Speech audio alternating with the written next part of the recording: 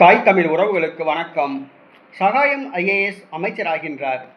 சகாயம் IAS அமைச்சராகின்றார் என்ற தலைப்பில் இந்த காணொளியை காண்கிறோம். சகாயம் ஐஏஎஸ் இவர் சிவகங்கை மாவட்டத்தை சார்ந்தவர். டிஎன்பிஎஸ்சி குரூப் 1 தேர்வு மூலமாக தேர்ச்சி பெற்று படிப்படியாக உயர்ந்து ஐஏஎஸ் நிலையை அடைந்தார். அவர் நேர்மையான ஒரு அதிகாரி. மதுரை மாவட்ட ஆட்சித்தலைவராக இருந்தார். கைத்தறித்துறை நிர்வாக இயக்குநராக இருந்தார். அவர் பின்னால் ஏகப்பட்ட இளைஞர்கள் பயணித்தார்கள். அவர் தனது வேலையை ராஜினாமா செய்துவிட்டு மக்கள் பாதை என்ற ஒரு இயக்கத்தை நடத்தி வந்தார். தற்பொழுது நடைபெற்று முடிந்த தேர்தலில் சீமானுக்கு ஆதரவு தெரிவித்தார்.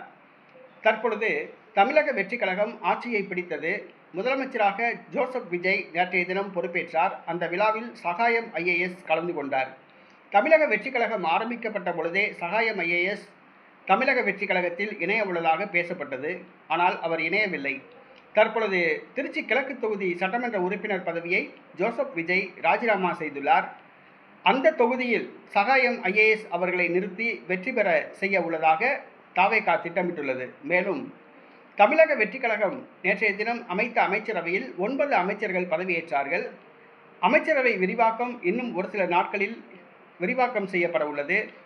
அந்த அமைச்சரவையில் சகாயம் ஐஏஎஸ்க்கு அமைச்சர் பதவி வழங்கப்பட உள்ளதாக கூறப்படுகிறது. சகாயம் ஐஏஎஸ் அமைச்சராக பதவியேற்பார் என கூறப்படுகிறது.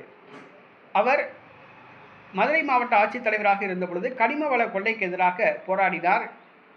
வெள்ளை அறிக்கை தாக்கல் செய்து பரபரப்பை ஏற்படுத்தினார். தற்பொழுது தமிழ்நாட்டில் கனிம வளம் மலைகள் வெட்டி கடத்தப்படுவதை தடுப்பதற்காக சகாயம் ஐஏஎஸ் அவர்களுக்கு கனிம வளத்துறை மற்றும் சுரங்கத்துறை அமைச்சர் பதவி வழங்கப்பட உள்ளதாக கூறப்படுகிறது.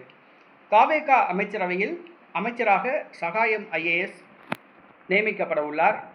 இது தாவேகாவுக்கு மிஸ்டர் கிளீன் இமேஜை தருமா என்பதை பொறுத்திருந்து பார்ப்போம்.